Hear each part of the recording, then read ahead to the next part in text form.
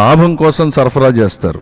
వీళ్ళు AR dairy Bhole Baba దగ్గర నుంచి ఐ థింక్ నాకు తెలిసి అది 355 రూపాయలకు కొంటారు ఒక సంస్థ, రెండో సంస్థకి 318 రూపాయలకి దాన్ని సరఫరా చేస్తారు. టీటీడీకి వచ్చేటప్పుడు 319 రూపాయలు, అంటే ఒక కిలోకి 35 రూపాయల నష్టంతో సరఫరా చేస్తారు ఆన్ రికార్డు. 390 రూపాయలు 320 రూపాయలకి మనకు నెయ్యి మార్కెట్లో దొరుకుతుందా ఒక్కసారి ఆలోచించండి.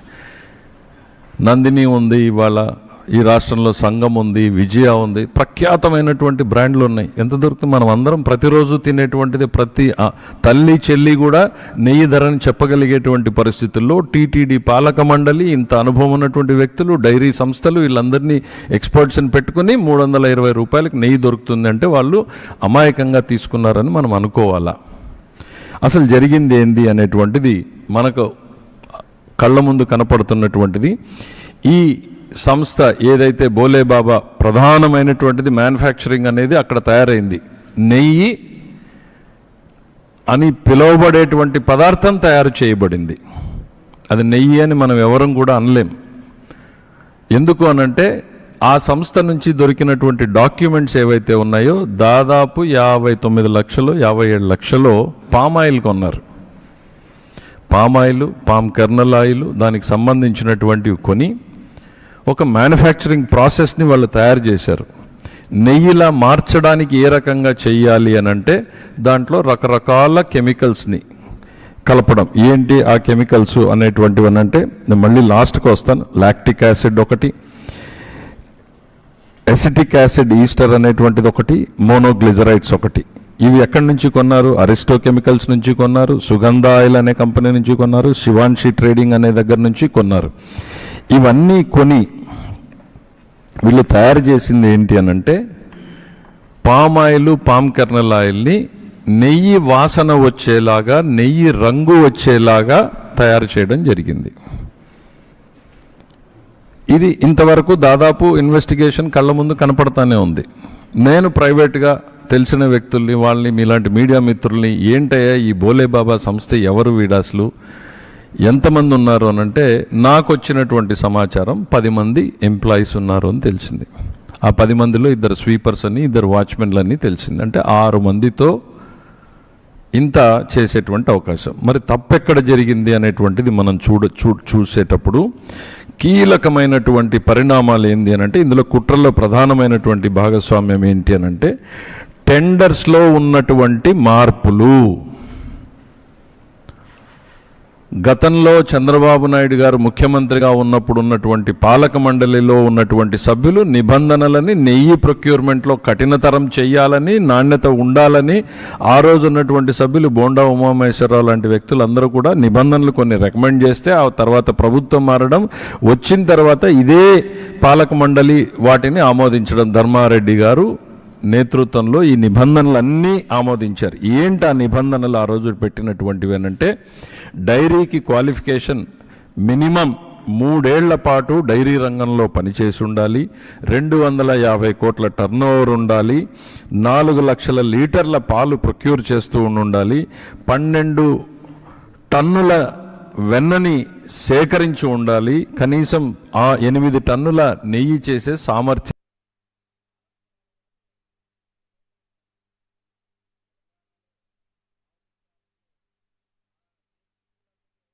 ఉండాలి. ఇవి ఒక డైరీకి పెట్టింది. గానే వీళ్ళందరికీ మార్గం కల్పించి ఏం చేశారు అంటే కాన్స్పిరసీ కళ్ళ ముందు కనపడుతుంది. అక్కడ నెగోషియేషన్ నడుస్తుంది, కఠినమైన నిబంధనలు ఉన్నాయి. ఆ నిబంధనల ప్రకారం వాళ్ళు రాలేరు కాబట్టి వాళ్ళని ఇక్కడికి తీసుకురావడం కోసం నిబంధనల మార్పు చేశారు. ఏం చేశారు? 3 సంవత్సరాల నుంచి 1 సంవత్సరం అనుభవం ఉంటే చాలు అని చెప్పారు. 150 కోట్ల టర్నోవర్ ఉంటే చాలు అని చెప్పారు.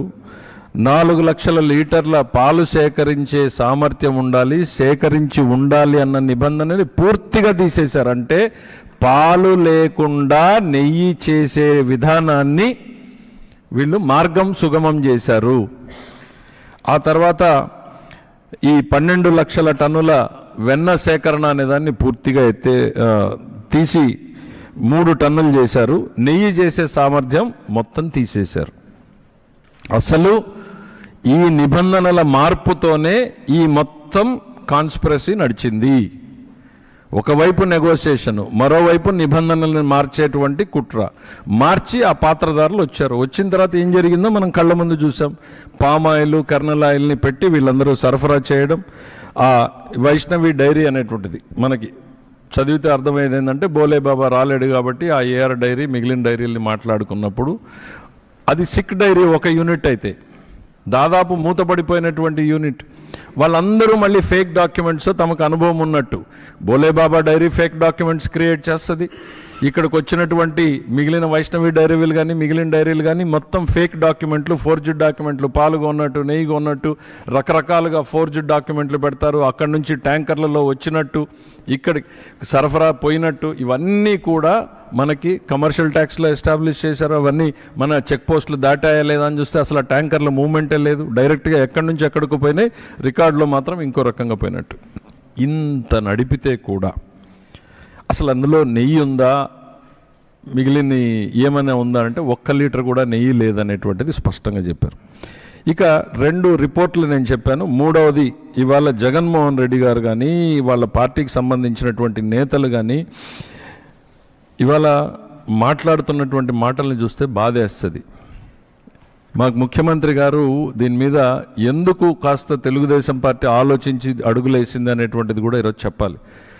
దేవుడికి సంబంధించినటువంటి వ్యవహారం జాగ్రత్తగా మాట్లాడండి. మాట్లాడేటువంటిది తిరుపతి గౌరవానికి కానీ స్వామి ప్రతిష్టకు కానీ ఏ రకమైనటువంటి నష్టము కలగకుండా ఉండాలి మన మాటతోటి అనేటువంటిది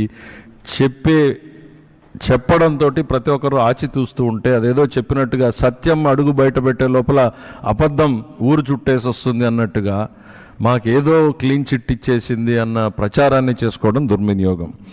ఈ సిట్ దాన్ని తర్వాత ఐసీఏఆర్ ఎన్డీఆర్ఐకి సంబంధించినటువంటి దానికి పంపితే వాళ్ళు ఏమన్నారు, ఈ ల్యాబొరేటరీకి ఏంటి ఎన్డీఆర్ఐ సంస్థ అని అంటే వాళ్ళు పంపించారు. ఒక నిమిషం, నేను దాన్ని క్వశ్చన్ చేయట్లేదు. ఎన్డీఆర్ఐ